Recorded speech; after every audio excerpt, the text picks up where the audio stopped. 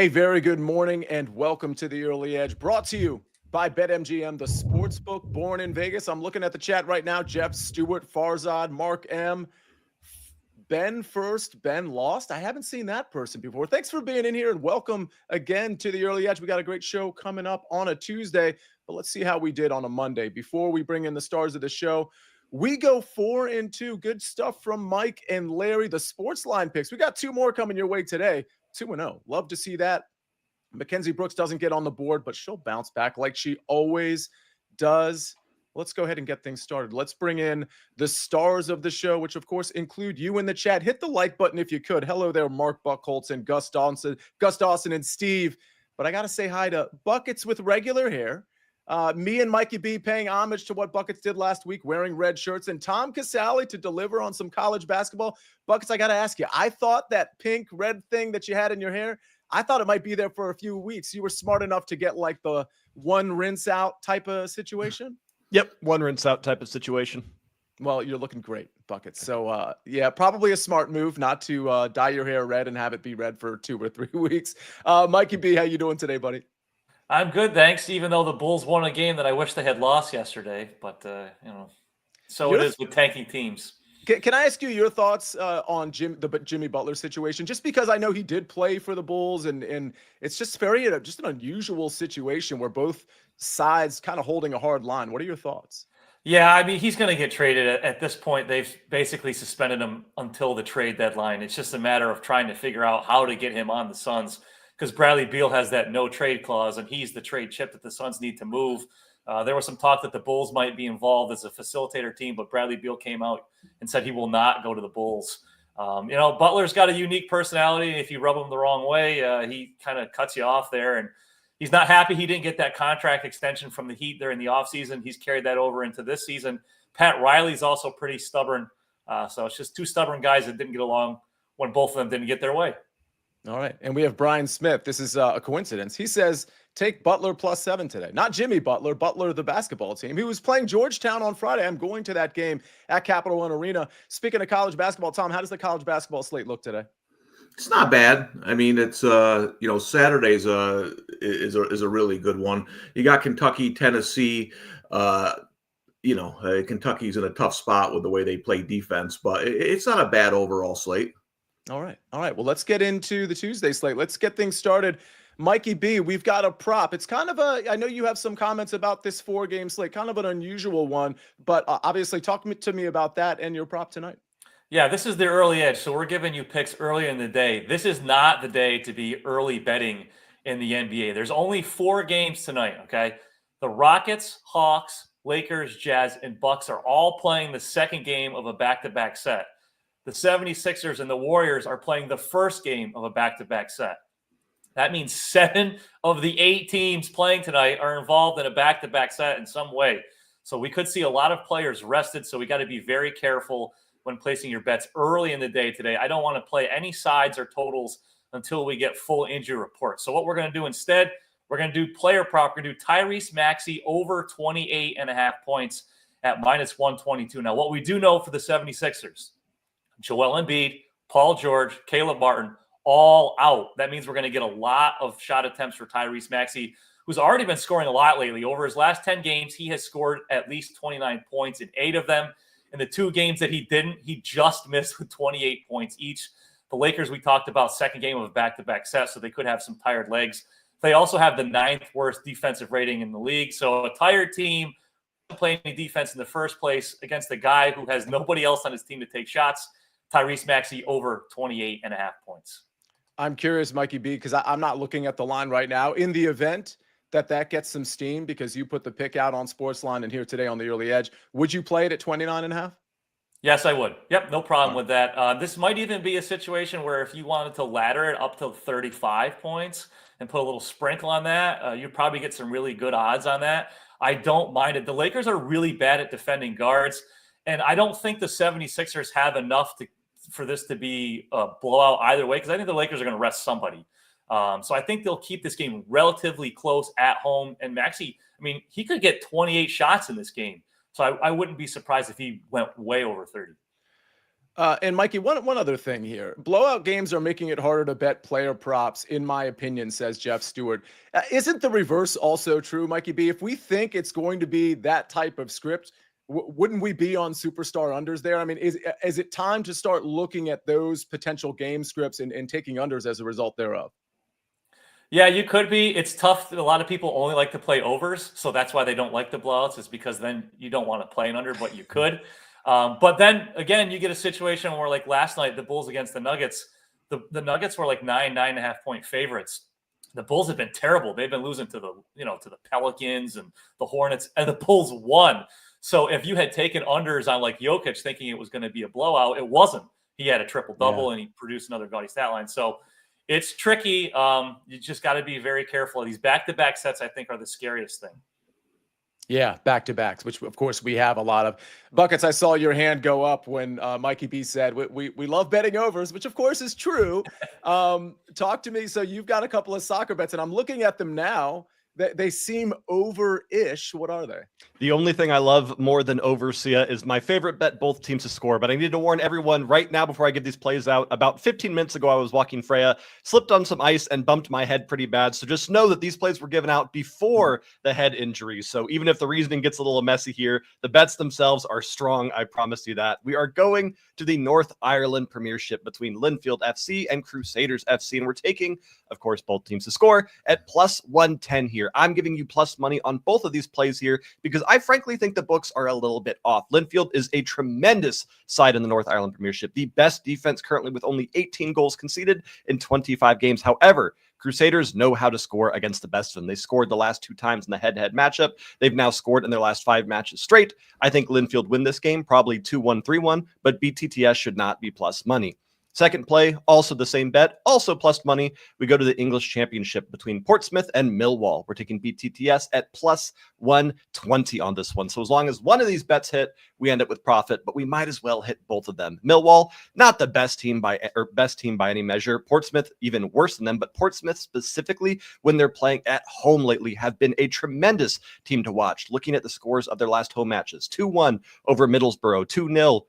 Misreading that one second. 4-0 over Swansea, 4-1 over Coventry. This is a team that loves to score goals, but again, not the best defense here, Sia. I like BTTS in both of these matchups. All right. Ben first, Ben last. Bucket says, Buckets, you should wear a GoPro everywhere you go. That's actually a great content idea. Your thoughts, Buckets? It would be, if I did like a 24-hour-a-day GoPro stream, it would be 12 hours of me either sick or hurt. So maybe not the most entertaining, Sia, but we could give it a shot. I mean, I just feel like people would tune in regardless. Buckets in the concussion protocol. Yeah, I mean, in all seriousness, I hope your head is okay. Gus Dawson says, why do my coworkers call me during the early edge? When will they learn I need winners? The audacity. Gus, I hear you, man. I don't know. I don't know what they're even thinking. All right. How about some sports line picks? David talked earlier in the chat. He said, Colorado Avalanche money line. Well, good news. That's one of our sports line picks, courtesy of Jeff Hockman. David, you might have already known that because you're a sports line member and you would have gotten this play when Jeff Hockman made it. Again, Colorado Avalanche tonight, money line minus 130, and the Anaheim Ducks +1 from Matt Severance at minus 139. Again, Anaheim Ducks +1 and Colorado Avalanche money line are the sports line plays. We went 2-0 on sports line plays yesterday. We try to run it back today. And we run back the BetMGM promo. This one, if you heard it yesterday, you were pleasantly surprised. If you haven't signed up for BetMGM yet, hey, what are you doing? But sign up now and you will get up to a $1,500 first bet offer on your first wager with BetMGM. Plus, this is the big part, a 1-year free subscription to SportsLine with bonus code SportsLine 1,500. Get exclusive members only picks for all major sports from proven models and 40 plus Vegas experts, plus predictive tools for pick'em, brackets, player stats, and more. Get this offer in 4 easy steps. Got to download the BetMGM Sports app and register an account using bonus code SportsLine 1,500. Make your first deposit of at least $10, and you will your first wager and receive up to $1,500 back in bonus bets if that bet loses. Again, place that first wager and receive up to $1,500 back in bonus bets if your bet loses. Claim your free 1-year subscription to SportsLine in your BetMGM inbox. That's a lot of extra right there. SportsLine for a year, SportsLine 1,500. A lot of you are already SportsLine members. If you're not, this is a great time to get in there. I got to get in there on a pick. Tom, you got to get in there on a pick. We're going to do it right after this break. We need your sports news anywhere. We've got breaking news to bring you. Then get your sports anytime you want them. Big trade news overnight to discuss. Because we know you need sports all the time. A lot of movement in the rankings this week. A legend adds to their legacy. We're bringing you that breaking news right here on HQ. CBS Sports HQ, anywhere, anytime, all the time. We're back on the Early Edge, brought to you by BetMGM, the sportsbook born in Vegas. I got to catch up on the chat because apparently there's some Truman Show talk in there, which is a great movie. Buckets, have you seen Truman Show? Mikey B and Tom, give me head nods or head shakes. No, Mikey B, you neither. Yes, Mike's with me. No, sorry. I don't watch a lot of movies. I watch a lot of sports. Sorry. That's fair. I'm the same way, but it's a great movie. I actually encourage everybody to watch that. Scale of 1 to 10, Tom, Truman Show.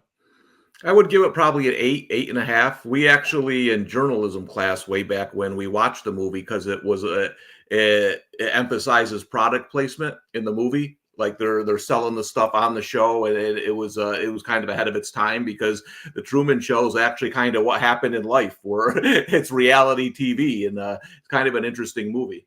Yeah, now that you mention it, very interesting in the modern day to like go back and watch that movie and see some of the parallels. I don't think we would have seen as many when the movie came out. Doug Horner says, in case I don't see a good afternoon, good evening, and good night. Of course, that's from Jim Carrey on The Truman Show. That's everybody's homework.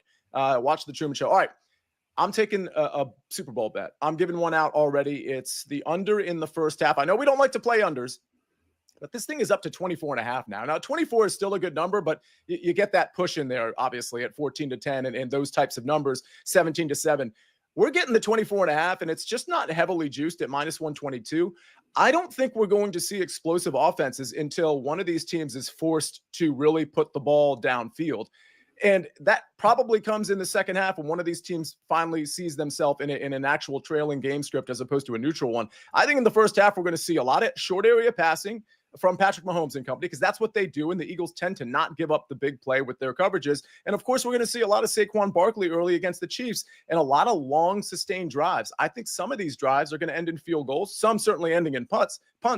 But the long and short of it is, I don't see a lot of points early. I see one of these teams opening it up maybe later, but I don't think we're going to see a lot of points early. A feeling out process perhaps in the first quarter here. And again, you lean on your strength. That's the short area passing game where the clock is still running because we're getting completed passes and Saquon Barkley on the other side. So give me the first half under 24.5 at -122. This is available at multiple major sports books. Before, Tom, I get to your pick, let's go around the horn. Buckets, again, I'm going to start with you. Who wins the Super Bowl, the Eagles or the Chiefs? The Chiefs win by 2 points. That's probably going to happen. Mikey B. Don't bet against Patrick Mahomes, so the Chiefs. What's funny, by the way, is Buckets has no idea what the spread is, and that he actually pinpointed the spread. It is 2 points, 1.5 in some places. I don't know how he does it, but I promise you he had no idea what the spread was. Tom Casale, who wins the Super Bowl? Yeah, well, my son's a big Eagles fan, and we were talking about the game. Last time they played, they had a different defensive coordinator, but they play the same way where they don't blitz a lot. The story of last Super Bowl was they didn't blitz Mahomes, and in the second half, 3rd and 7, 3rd and 8, he had too much time. If you give Mahomes too much time on third downs, it's going to be that's what's going to decide the game. And the Eagles don't blitz, so it's going to come down to their front four. Can they get consistent pressure in the second half on Mahomes? I think that's hard to do. It's going to be tight. It's going to be close, but I think the Chiefs make history. It's interesting because I do think the front four gets pressure. I think the question is it enough? But it actually, it's something I need to research a little bit more in terms of the Eagles coverages as well. Patrick Mahomes' rushing yards seems like a play I want to look into. The problem with that is if they're winning and he kneels at the end, you could go in the negative pretty quickly. But I am going to look at Patrick Mahomes' rushing yards. Rick Foncannon says, Pat Mahomes and the refs, Mikey B. I mean, at this point, I get it. I don't get into the rigged stuff, but there were certainly some calls that could have gone the other way, particularly on that 4th down and 1 from Josh Allen. All right, Tom, let's get Chiefs will three-peat, says Jeff Stewart. Let's get into your college basketball play today. Yeah, it doesn't matter about rig. Listen, that's a first down. That's it. That's it. It's a first down. That's why. And I'm sick of the reviews. They say, well, we can't overturn that. Then why have review? Just play the game then. If you can't overturn an obvious call, then what's the point of having it in an AFC championship game? So no matter who you were rooting for, I'm a Cowboys fan, Sia. They got every call in the 90s. Everyone. And I used to say, well, that was an awful call, but we'll take it. It's okay. But that was a first down. Going to the college hoops, I like Gonzaga tonight. They're in an obvious revenge spot. The line is too high. The odds makers baked in the Gonzaga revenge. They played Oregon State 12 days ago. They lost in overtime, 97-89. And what I do is I like to look at just the box scores from games to see if there's anything I missed. And one thing that stood out to me in that game is Gonzaga had 19 offensive rebounds. I mean, you can count on one hand how many times a college basketball team gets 19 offensive rebounds and doesn't win the game. But I just think listen, Gonzaga is going to come out hot tonight. This spot is a great spot for them. But I don't think they should be 2 touchdown favorites over Oregon. Their defense just isn't good enough. So I'm going to attack this another way. I'm going to go over the Gonzaga team total, 83.5. They've gone over this total 7 of 8, and the one time they did it was 81 points in a blowout. So I think there's a good chance that Gonzaga pushes 90 again tonight. Very interesting. Like the call. We got Danny Brasco in the chat talking some picks. KC3 talking about Pat Mahomes rushing attempts as opposed to rushing yards. That certainly makes sense as well for obvious reasons. And David Talk, I got to give him credit. He said he breaks down hockey. I think he puts picks in the chat. Obviously, he put Colorado in the chat. He wasn't even using Jeff Hockman's pick. That was David Talk's pick because he breaks down hockey. And the last thing, I'll go around the horn to see if there's NBA or NHL questions, or excuse me, NBA or soccer questions. But Tom, it's not tinfoil hat and conspiracy and rigged when we say it's a bad call. So two things can be true. We don't think it's rigged and it's a bad call. When the line judge with the better view sees the football better than the other guy and marks it a first down, and then all of a sudden decides it's not a first down because of the line judge that didn't have a good view, has the improper spot. That's not us saying it's rigged. That's saying it was a first down and for some reason it wasn't being called a first down when the line judge literally had it as a first down. So don't conflate the two things. Please don't do that because it's insulting to my intelligence. I'm not telling you it's rigged. And you're telling me I think it's rigged. That's not what I'm saying. So let's break down the two issues separately. We didn't have social media back in the day when the 49ers got every call with Joe Montana. Again, Michael Irvin used to push guys to the ground and catch touchdown passes, and they used to call a penalty on a defender. Okay, the Patriots got every call, right? Social media just gives, remember, for half of the Patriots run, we didn't really have social media yet. This is the first dynasty where we've had social media for the whole thing. And the NFL is not rigged. It's just for whatever reason, it's human nature or whatever, the best teams get the calls. That's how it works. Across all sports. And it just so happens we have a dynasty in the making, and they're getting the benefit of a couple of calls here and there. Buckets, anything? I know you probably haven't been paying too much attention to the chat today specifically. In case you have, I do have to ask any soccer stuff in the chat. I just want to say that if you want to bet on a rigged sport, look at Serbian soccer, where last season 3 managers were fired for match fixing. So you can say sports are rigged, but different levels to that, I'm sure. I just want to say, give one out for everyone watching. Correct score of the Super Bowl: Chiefs 26, Eagles 24, plus 20,000 on MGM. Just throwing that out there. I feel like there's like a 50% chance that actually comes in just because Bucket said it. Mikey B, was there anything in the chat worthy of addressing here? Yeah, Mark Buchholz put something in that Tyrese Maxey, I believe he said, was plus 115 to be the highest scorer in that 76ers Lakers game. I love that because you're basically, there's no one on the 76ers that is going to top him. And then you're basically going against LeBron and Anthony Davis, and who knows, one of them or both might sit. So yeah, I do like that. Plus money, I like that. Yeah, that is a really good look, Mark. It reminds me of my Travis Kelce most receptions play, which didn't even come close to coming in that Bills game. I do think Kelce bounces back just because of some of how you attack this Eagles defense. Obviously, we saw Zach Ertz get a ton of catches, but I think Kelce bounces back from a reception standpoint in the Super Bowl. A lot more Super Bowl talk coming up, obviously, on later early edge shows, on special shows, you name it. We're going to have it. We got 2 weeks to break it down. Let's see. Celtics 60523 says Bulls opponents in the 90s games are fixed. Bulls fans, NBC needs the series to go 6 to 7 games. I mean, is that a real comment? Tom, do you think is he really saying that? But the thing is those are things like you used to talk about with your buddies, because we didn't have we didn't have the what we have today, right? Listen, I'll tell you this right now. We had social media back then. Michael Jordan, most hated athlete of all time. all time. Interesting. And when people have selective amnesia and they say, they don't like LeBron and they romanticize about MJ, people would have hated MJ if we had Twitter back in the day. That's really interesting. You're right. Because, social media breeds negativity. So, that's certainly a point well taken. Gipper's Pick says, watch all the late 70s games. There were missed calls everywhere. You're probably right. I don't know. I don't know. Maybe that's true. Gipper's Picks, good stuff from you as always. And everybody in here. Frank DeLuca, Ray Brown, Said, Joe Neuenfeld, Steve, thanks for being, Reed Phillips, thanks for being in here. All right, ladies and gentlemen, let's get to the recap screen before we get out of here. We've got Eagles Chiefs. Obviously, this one's not for a little while, week and a half. I'll have a golf pick for you tomorrow, by the way. And don't forget my golf pick yesterday. It was top Nordic, Ludwig Aubert at -105. That line is up to -110. Obviously, still very playable. Eagles Chiefs first half under 24.5 at -122 is my play. Gonzaga team total over 83.5 at -125 from Tom Casale. Tyrese Maxey over 28.5 points at -122. And then buckets. Linfield FC versus Crusaders FC, both teams to score at +110, and Portsmouth versus Millwall, both teams to score +120. And of course, the SportsLine picks. We're trying to go 2-0 again on SportsLine picks. Colorado Avalanche money line -130 from Jeff Hockman, and Anaheim Ducks +1 at -139 from Matt Severance.